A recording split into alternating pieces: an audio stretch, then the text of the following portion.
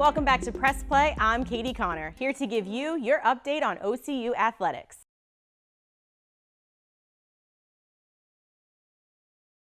In the higher education system, course design offenses are considered especially heinous.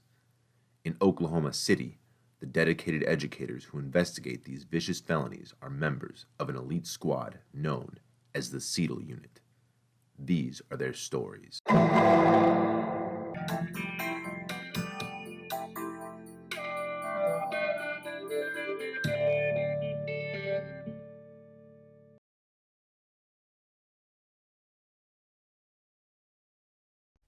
OCU is asking their alumni and supporters to pull out those checkbooks by once again holding the annual Day of Champions, which helps support the athletic department.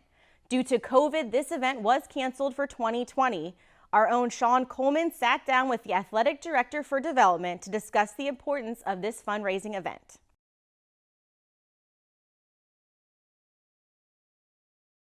Thanks, Kaylee. Not many people would have suspected the sleepy state of Oklahoma to be a forerunner in providing equal opportunity by being one of the first to offer women's wrestling.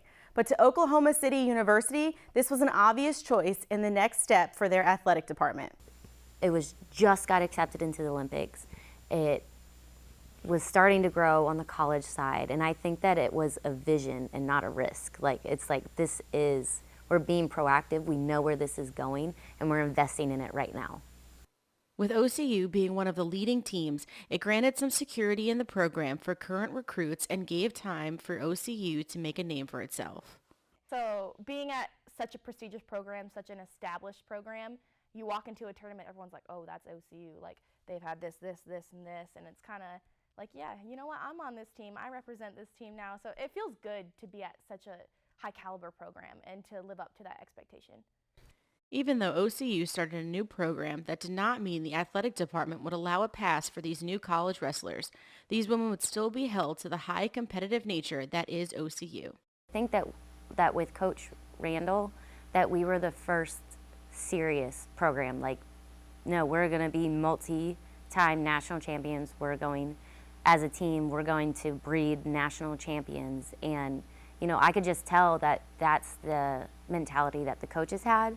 And that is what all the athletes wanted. I would say that to this point, women's wrestling has far exceeded what I thought was possible. And I think we're known for just being a well-rounded program. We're known for being tough and for fighting tooth and nail for stuff. We don't let up on each other, and we don't let up on our opponents. And I think that it reflects us really well, honestly.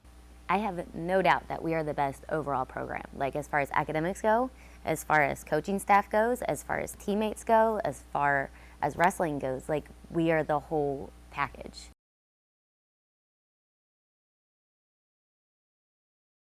Hi, and welcome back to the studio. Again, I'm Katie Connor, joined with Becca and our model, Monica. We're going to learn how to do a scarecrow effect for the Halloween season. So, Becca, what are kind of the first things that you always try to start off with when you're starting a makeup look? Okay, so the first things that I like to start off with would be, okay, if I'm doing like a full face, she already has foundation on, so it's okay if her hair is like kind of in her face, especially for the look. So I'm gonna start with her hair, and I'm gonna put them in just 2 pigtails for the scarecrow look. Okay. I normally would do French braids, but I think it would be cuter just with the normal 3-strand braids. Keep it a little strawy kind of effects going. I get it.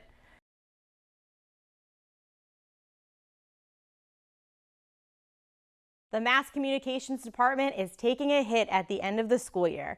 After 14 years of teaching, Andy Gibson is leaving the department.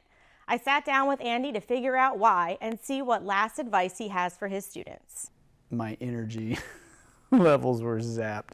COVID could be part of it as far as me working more sporting events. Also, the COVID part, you know, from teaching, the different things that we've had to try to come up with and go through along with the students is probably had a huge part in it. Well, it seems COVID has drained Andy like the rest of the world. His students were not ready for this surprising announcement. Students were saddened to hear this influential teacher would be leaving. That hurt.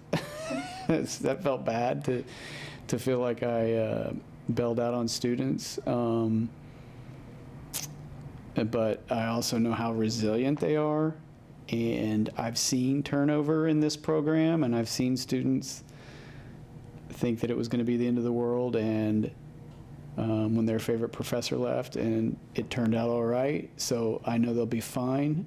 But several of them let me know that I'd be missed, and that felt good. Andy believes his students to be resilient and will continue to move forward, but he hopes students embrace change, which will be a constant in their lives. Like me leaving, that's a change. When they leave here and go look for a real job, that's going to be a change. It's just kind of about, rebounding or adapting, I think. Don't be afraid to adapt with the change. Don't make a knee-jerk reaction to things. Andy knows he had to make this difficult decision for his own mental health, but knows very well what he will be missing the most as he starts this next chapter in his life. The students, for sure. So fun working with the students. Like, I feel like they keep me young, or they kept me young.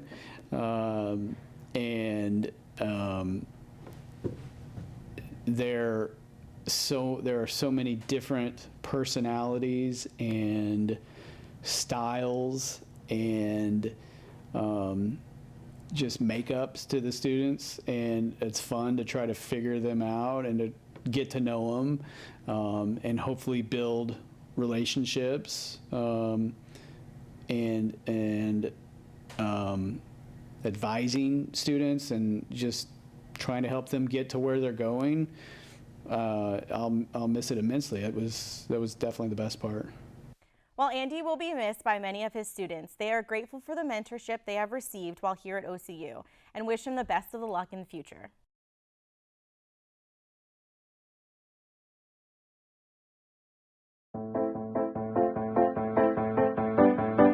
Thank you.